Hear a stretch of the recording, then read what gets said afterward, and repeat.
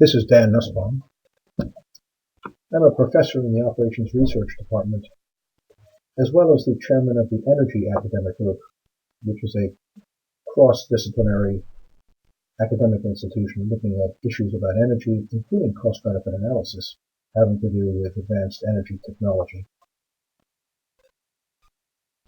This is a presentation about the background, and it's also an introduction to the idea of cost-benefit analysis. The topics that I want to cover are listed on this slide. They are the standard what, why, when, and how that one should always introduce. We'll also pick up issues of where you can get more information, that is, sources and references. So let me start with the what of cost-benefit analysis. If you look at these 5 different examples, you'll see that they represent choice-making, whether it's in our private lives, as the first 2 are, or in our public lives. And mainly these are naval examples. But the second one of the public, the analysis of alternatives for a second producer for JSF engines. There's been a long discussion about whether we should have a second engine vendor for producing JSF engines or a single one would suffice. And the fight has gone on for about 10 years, all of it fought on the turf of cost-benefit analysis. And on the last bullet, manned versus unmanned, this is a story from about a year and a half ago in which the Department of Defense was considering doing a software upgrade to Global Hawk, the so-called Block 30. And it was very expensive. And somebody said, why don't we use U-2s? I thought they were kidding because I thought U-2s had gone away a long time ago. I actually remember when, in the Eisenhower administration, there was a U-2 incident. Maybe you remember it, and maybe not. The cost-benefit analysis came down, surprisingly, on the side not of the modern, stealthy, unmanned weapon system, but on the side of the 60-year-old manned weapon system. So cost-benefit analysis has very real consequences, and it gets used in our public lives as well as in our private lives. So let's jump into the definition of a cost-benefit analysis. And you can see at the top that, of course, it's a balancing of all costs and all benefits over time. But the important point here is that you take the Army perspective, the Army as a full enterprise. There's always this question of where you stand is where you sit. That is, are you at the installation or post or camp, or are you at the headquarters DA, or what perspective are you taking? And the answer is you should take the Army enterprise perspective. You can see at the bottom that there are certain values to this balancing of costs and benefits. And one of them is that you end up with a strong value proposition. You've thought through what you're trying to do and how you go about doing it. It's interesting that these analyses, what we're calling a cost-benefit analysis, also has other names. When you read the literature or when you hear people speaking, they'll say things like, and you see it this at the bottom, analysis of alternatives, cost-benefit analysis, business case analysis, economic analysis, and so on. And the truth is, these are all the same thing, at least to my way of thinking they're the same thing. They are analytical studies that adhere to the 4 bullets on this slide. That is, they always state a problem that needs to be addressed, and that has to be stateable in not too convoluted a fashion. There have to be some choices about how we're going to accomplish the objective. That's the second bullet. And never let people tell you that there's only one way to do the task. The truth is there's always a status quo, which may be terrible, which may not do the job very well, but it certainly is a course of action. There's always buy a new system, which is often what they want to do. There's always outsourcing, which may be infeasible or expensive or for some reason not good, but it's certainly a choice. That is, there's always a range of alternatives. that one can put down to address the objective identified in bullet number 1. And now here's the hard part, although it's easy to state in bullet number 3. What are the full life cycle costs of each of the courses of action? And what are the benefits of each of the courses of action? And what are the risks associated with each of the courses of action? And finally, after doing that, and that really is a hard part, there's the question of how would you meld those together to come up with a recommended solution. So these 4 steps are what are common to what we're calling cost-benefit analysis, but which others have other names for, which you see at the bottom of the slide. Now we begin the conversation of why we are doing cost-benefit analyses. The next few slides take us through this. The simple reason for doing a cost-benefit analysis is listed at the bottom of this slide. Producing what is often called a value proposition, a clear statement that the benefits more than justify the costs, the risks, and the trade-offs. But what's important is the bullets that are above, that when you're making resource decisions, you have to think of costs, and by the way, I mean life cycle costs, right up front, not later on, oh, we'll put this into the budget and somebody will pay for it. And we also need to consider where the money would come from. It's not as if the Department of Army has excess money just waiting for our program. There are going to be trade-offs, so we should identify where the trade-offs come from, although I recognize that that may often be above our pay grade.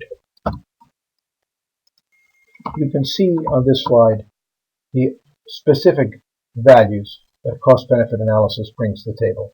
Of course, we are all responsible for good stewardship of public resources and public finances. Another reason is that they tell us to do it. Here, embedded in regulatory and statutory requirements, in regs and laws, are the requirements to do cost-benefit analysis. And you'll see some of that, you'll see a lot of that, in the resources slides at the very end of this deck of slides. The third reason is that if you underpin analysis with numbers, this is a language that everybody speaks. They may not like your answers, but they know how you got them, and it removes a certain amount of subjectivity, although I agree, not all, from the analysis process. Also, because we're doing this in a thoughtful way, we've listed all the possible courses of action that lead to our objective. And finally, this is very, very useful in the budget business, whether you're justifying budgets or submitting budgets. As if the reasons on the previous slide were not enough, here's what I would call a they tell me to do it. Now this is a somewhat dated slide and a somewhat dated memo, but it does have the two of the top people in the Army at the time, the Vice Chief and the Undersecretary, saying roughly what it says in the box on the left, that all unfunded requirements and new or expanded program proposals shall be accompanied by a thorough cost-benefit analysis. In other words, they're telling us, do it all the time. Thank you very much. The requirement on the previous slide that says all unfunded requirements should be subjected to a cost-benefit analysis is not meant to be some sort of revolution, but rather more of an evolution, and it's an adaptation of what we currently do. And if you see the second bullet here, it really is what is expected of us, collaborative and thoughtful problem solving, and analytical rigor. That's important. But this is not supposed to be a great departure from what we're supposed to have been doing in the past. And when should these CBAs be done? Anytime a senior leader, and I agree, senior leader is not a well-defined term, but typically it's somebody whose rank is above yours, is making a decision that influences resources, or anything that is going to go to senior leadership is going to have a CBA attached to it.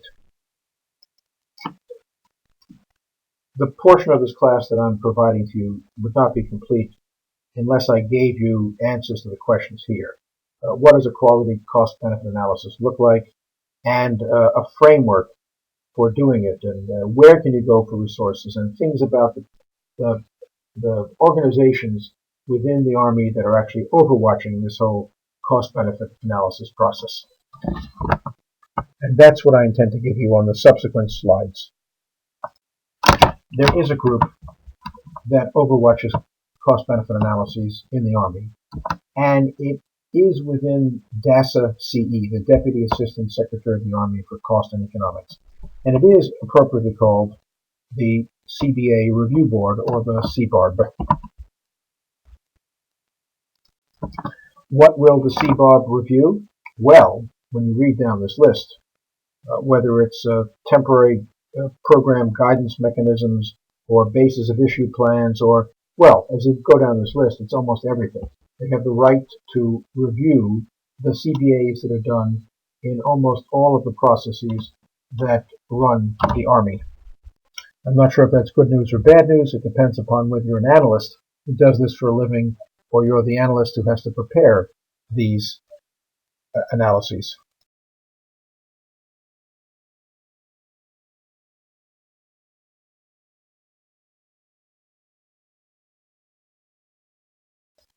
The next three slides, starting with this one, talk about the what, who, and how of the Cost-Benefit Analysis Resource Board.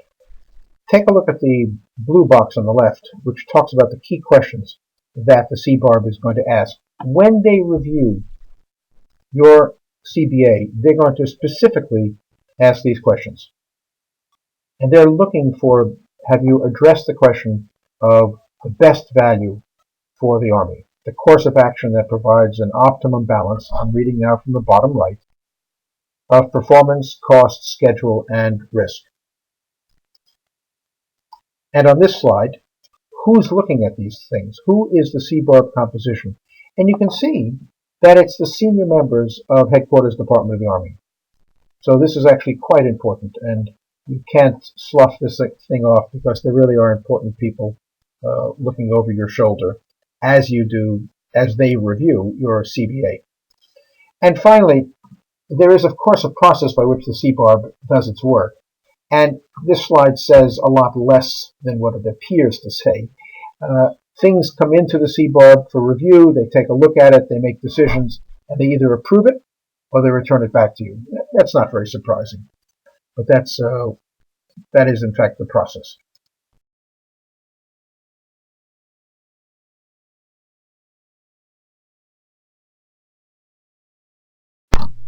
The next three slides provide you resources where you can get more information. DASA CE has been very persistent in putting together good resources for you to use.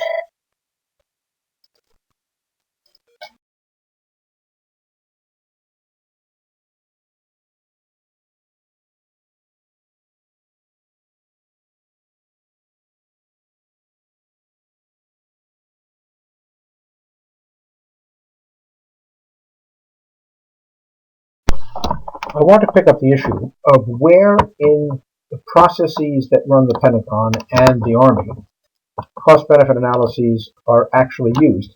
And so I'm going to take a look at three of the big processes on this and subsequent slides. On this slide, you see the three major administrative processes that really do run the U.S. Department of Defense. In the lower left in blue is what's called the requirements business, also known as JSIDS. In the upper green is the money business, which you may all be familiar with, the PPBES, Planning, Programming, Budgeting, and Execution System. And on the right-hand side, there's the Defense Acquisition System, also known as the DoD 5000 system. I'm going to give you a story that indicates how these three things work, both together and separately. And this is a story about a kid who says to his mother, "I'd like a new bicycle." And the mother says, you have outgrown your old bicycle, and you haven't had one in a while, so yes, you do need a new bicycle. And the kid, now excited, says, "Can I go buy one?" And the mother says, "No, you cannot." "Why not?" says the kid. "Because all I've given you," says the mother, "is a requirement. I don't know if we can afford it. I don't know where we're going to buy it. I've just validated your requirement. And this, in fact, is one of those organizations called the JSITS process up at the Joint Chiefs of Staff that does requirements. They say, yes, we have a need for a new anti-submarine capability. Yes, we have a need for a new long-range artillery piece. But they don't say how to buy it or whether we can afford it. They just do the fact that we require this thing. Well, the child goes to the father, who is keeping the checkbook in this family. In other families, the mother might keep the checkbook, but in this family, the father keeps the checkbook, and the kid says, can we afford a new bicycle for me? And the father, after due deliberation, says, yes, we can afford a new bicycle for you. Good, says the kid. Can we go buy a new bicycle? No, says the father. Why not, says the child. Because all I know is that we can afford it. I have no idea if you actually need one or not. And the kid says, Mom said I need one, I have a requirement, and you say I have enough money, we have enough money, so can I buy it? No, says the father. Why not, says the kid. Because in this family, Uncle Harry is the expert in bicycles. He knows where to get them, who's got the sales, how many gears you need, whether we should do it online or in a bricks and mortar place. When Uncle Harry comes, he'll help you with all this. For us in the DoD business, Uncle Harry are the major subordinate commands, whether it's the Tank and Automotive Command that specializes in vehicles, or whether it's the Aviation Support Command, the Aviation and Missiles Command down in Huntsville. It's the people who run the R&D and the procurement of weapon systems. So in fact, in the blue side, there's a JCS organization. The green side is the money business, and the right-hand side is the Army Materiel Command and all its major subordinate commands. So the child who wants to buy a bicycle has to go through this long drill, but in fact, so do we. We have all sorts of requirements that are placed upon us. And these things happen not simultaneously or even in synchronized motion. One of the things you should notice about these three intersecting processes is that JSIDS, the blue one, happens whenever anybody asks the question. A service goes up to the Joint Chiefs of Staff and says, we have the following requirement. The JSIDS people chew on this requirement and they issue eventually a yes or a no. They issue it in various documents. So that happens as needed. Whereas the green, the planning, programming, budgeting, execution system, happens on a regular basis. Budgets happen at a certain time, POMs happen at a certain time, and even if they don't quite occur at the right time, they really are on a calendar basis. And the defense acquisition system, like the JSIDS, happens as needed. The main elements of the acquisition system are what are called milestones, and they happen as needed. So 2 out of the 3 circles happen as needed. 1 happens on a calendar basis. And so these 3 gears are moving in different directions and in different speeds. And yet the process works slowly, clumsily, but it works. And we do produce good weapon systems. The next 3 slides provide some greater detail on the JSIDS process. And you can see that it really is run by the purple-suited organization at the Joint Chiefs of Staff at JCS called the Joint Requirements Oversight Council, the JROC. Once upon a time, each service ran its own requirements business, but in the interest of making things what we call purple, there's now a Joint Requirements Oversight Council. Every bureaucratic process has got to have some output, and typically it's a document or a piece of paper of some sort. And the same is true about the JSIDS process, which puts out capabilities documents. There's an initial one where they say, yes, you have a requirement, and we'll give you sort of a preliminary, they say initial, capabilities document. Yes, you have an initial requirement for this capability. And later on in time, they'll say you can go ahead and develop this project because you do need it. And when you're ready for production, There's yet a third capabilities document that comes from the JROC, which you see at the top. And later on, there's a document that comes from the JROC that says we've looked at the .mlpf. Do you know what that is? Doctrine, organization, training, manpower, logistics, personnel, and facilities. Sort of the full spectrum of what we deal with in the military to make sure that this new capability is okay along all of those axes. So the lesson you should take from this is that getting approval from this readiness group, the requirements group, is not a one-time thing. It's a multi-time thing. It happens when you initially go for a requirements document, and then you get a development, and then a production, and then a .mlpf. So this goes on and on and on. A larger picture of what's called the milestone process, the Defense Acquisition Management System, which is the sort of right two-thirds of the picture here, and the one-third to the left, which is the JSITS process, gives you a larger image of what's going on.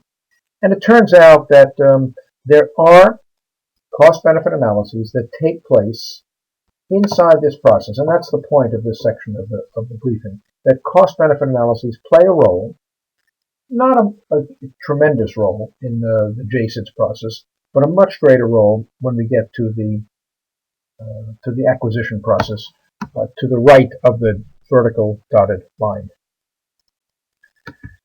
This is a slide that attempts to tell you what the DoD milestone acquisition process is about. You might think of it as taking a project through its life cycle, from thinking about it and what technologies you need, to then building a few prototypes and testing them, and then building a whole lot of them and putting them out into the field to operate and support them, and eventually disposing of them. And each one of these stages is punctuated by gathering of very senior officials into what are called milestones, milestone decisions. So on the left of the slide, you see a milestone, and you as the program manager are standing up before this milestone committee, and you're answering the questions in those three boxes. The first one is, where are we? And rather than joking and saying, I'm standing right here, sir, what you really mean is, what is your baseline? Now, every program manager knows there are three legs to the program management stool. They are cost, schedule, and performance. So the question you get as a PM at a milestone decision is, so what's your current status measured in those three dimensions? And then the question is, where are you going? What are your program plans? How do you know that you have achieved your goals? What are your exit criteria? And finally, they ask you, after asking where are you, what's your status, and where you're going, they ask you if there are any risks along the way. By the way, the answer to this question is always yes, because there are risks along the way, and you should give them the risks broken down by cost risks, schedule risks, and performance risks. And so those are the questions you're going to ask. And the stars next to those boxes indicate that cost-benefit analysis plays a role, and a very heavy role, in each one of those sets of questions inside the milestone decision meeting.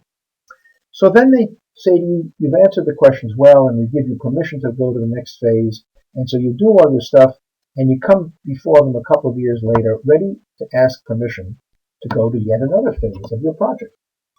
And you know what questions they ask you? Exactly the same questions as before. How you doing? Where you going? What are the risks? Because those are the paradigmatic program management questions. How you doing? Where you going? What are the risks in getting there? And so essentially what you've got in this process is a risk management tool. There is a regular meeting of seniors to say your program is okay or not, and you can go on to the next step or not. And it is called the DoD 5000 Acquisition Milestone Process. The next three slides speak to a piece of legislation that was passed in 2009 called the Weapon Systems Acquisition Reform Act, also called WSARA, W-S-A-R-A.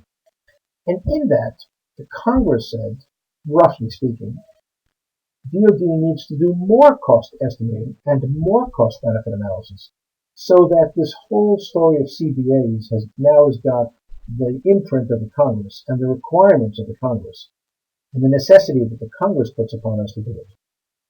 So when you look at the actual law, they say to us to do all the things that are listed on the slide, and the things in blue have to do directly with cost-benefit analysis, and the things not in blue actually are indirectly related to cost-benefit analysis.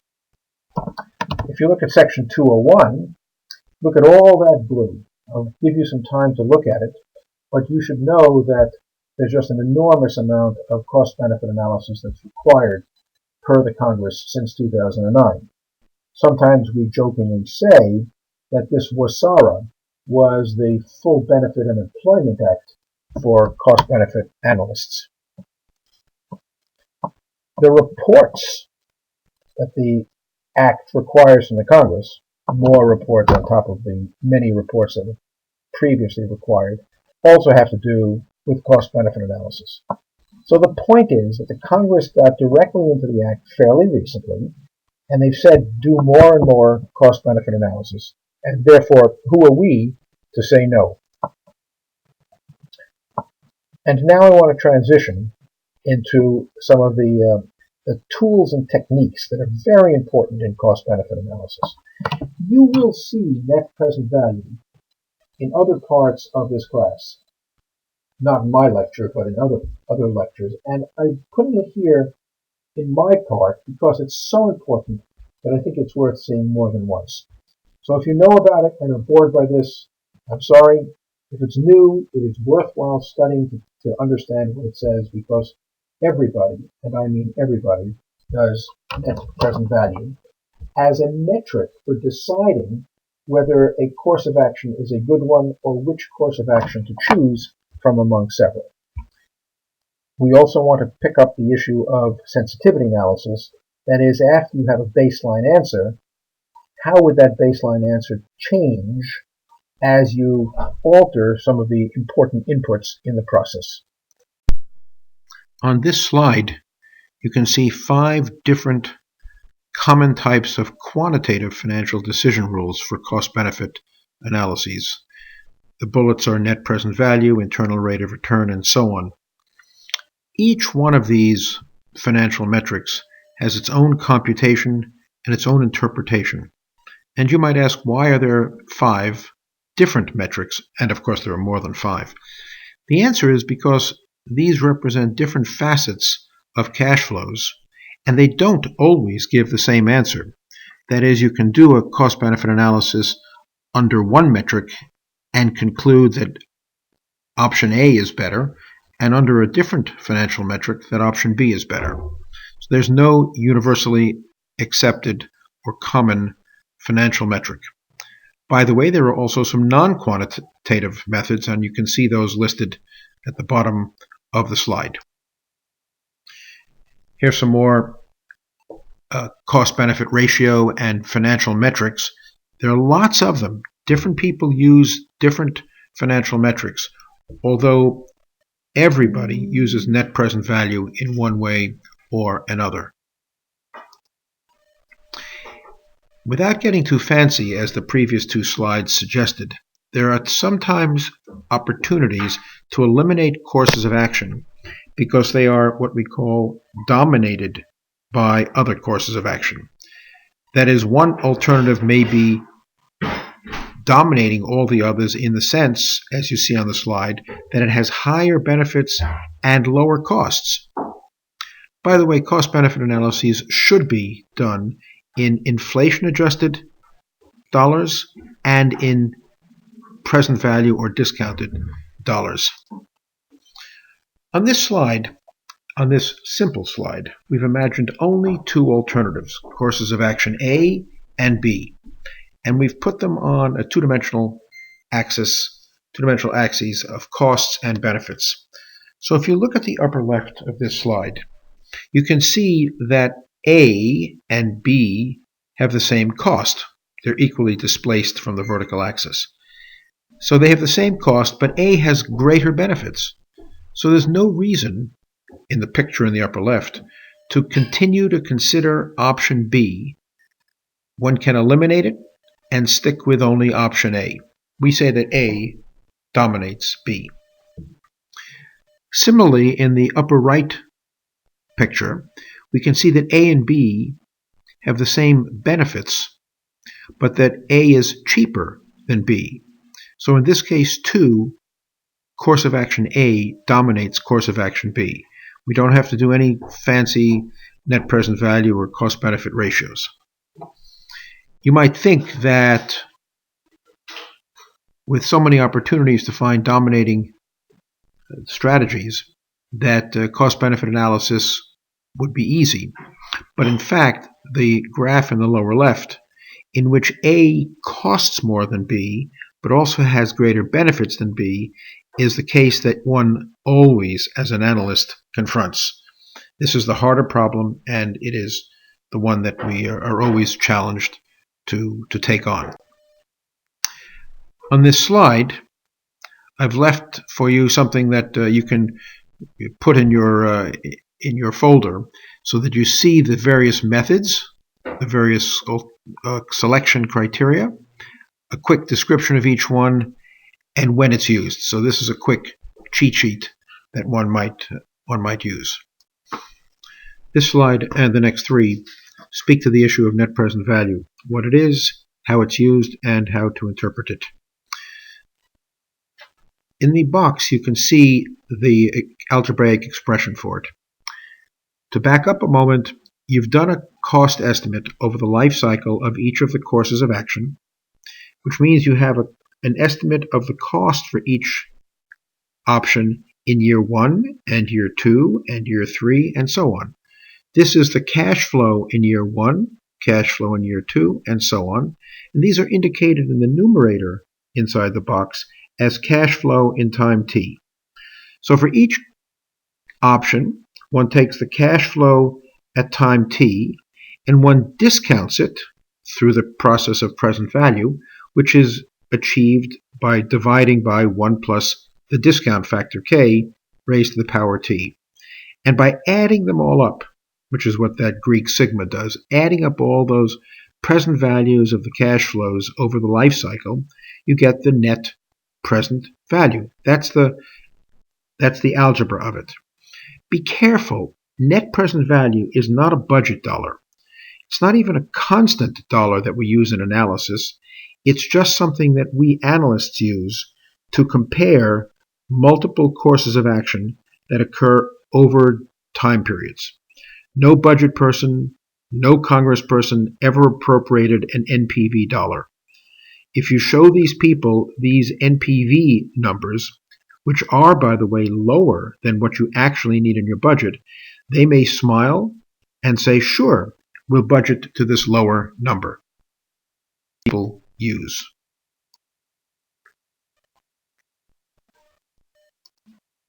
Finally, on this slide, we look at another financial metric that everybody uses, or at least everybody talks about, ROI, return on investment.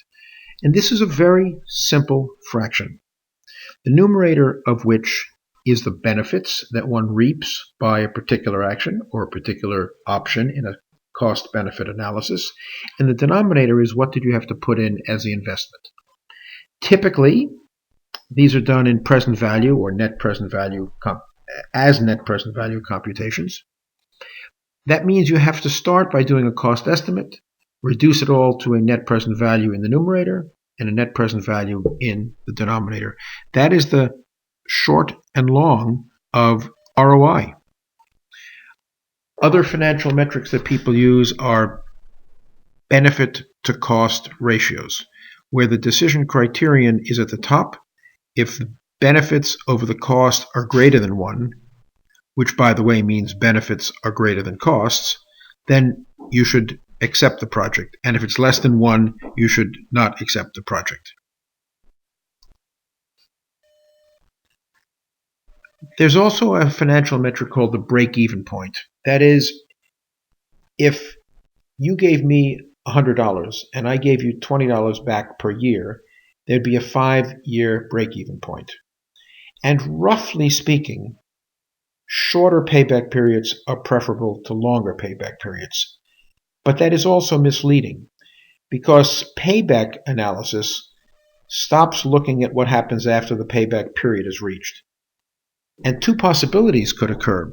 After the payback period, no more payments might be made, which means you just break even, which is not a very attractive situation. Or maybe you get huge returns after the payback period, in which case it's a very attractive option. Since payback period only looks at how long it takes to get your money back and not beyond that point, it has a value in cost-benefit analysis, but it is a flawed metric. And it's more flawed than the other metrics, all of which have their own kinds of flaws. In this example, you can see that there is a payback at the 6-year period. The most important note on this slide is that the various financial metrics used in cost-benefit analysis can lead to different conclusions. And so it's always worthwhile doing NPV first, because everybody does it, and then looking at other alternatives. There are now some backup slides, which I will not speak to, but rather let the student read on his or her own.